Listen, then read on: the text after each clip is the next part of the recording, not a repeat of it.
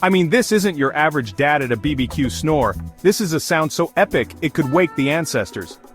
I glance over and there's the culprit, seat 14C, head tilted back, mouth wide open, blissfully unaware that he's become the main character of this flight. People start losing it. A businessman 2 rows up looks like he's plotting a murder. Some poor mom's trying to shield her kid's ears, but the kid just yells out, "Mommy, make it stop."